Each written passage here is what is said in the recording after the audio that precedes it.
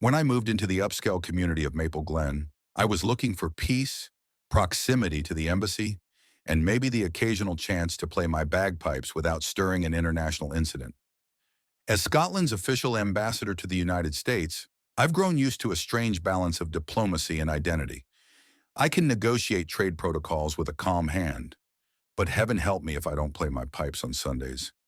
It's not just tradition, it's how I stay connected to my roots, a moment of clarity in the din of politics. Every Sunday morning, I step onto my back patio, surrounded by tall hedges and the scent of fresh-cut grass, and I play a medley of traditional tunes. Highland Cathedral, Scotland the Brave, the Sky Boat Song. It's how I center myself for the week ahead. At least it was, until Karen got involved. She introduced herself via typed letter. No name, just on behalf of the Maple Glen Homeowners Association.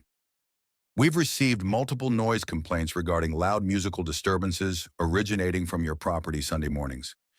Please cease all outdoor instrument playing immediately or face fines. I had to read it twice. Musical disturbances? I asked my neighbor Mark, a retired Navy vet, if he'd complained. Are you kidding? He said. I bring my coffee out every week just to listen. Reminds me of Edinburgh. So I replied to the letter, formally on embassy letterhead. The music in question is part of a cultural tradition and is played during daylight hours at reasonable volume levels. It is also part of an official ambassadorial residence. That should have been the end of it. It wasn't. The next Sunday as I played, Karen herself stormed into my driveway, brisk, sun hat, clipboard and all. You can't just blast music for the whole neighborhood to hear. Ma'am, I said calmly, I'm playing a traditional Scottish instrument, not Nickelback. Whatever it is, it's loud. This is a quiet neighborhood. I took a breath. This home is listed as an official diplomatic residence, which means the HOA has no jurisdiction here. She blinked. That's not possible. This is private property under HOA regulation. Yes, I replied, but it's also protected under the Vienna Convention on Diplomatic Relations. Would you like a copy? Karen didn't respond. She marched off, mumbling something about foreign interference.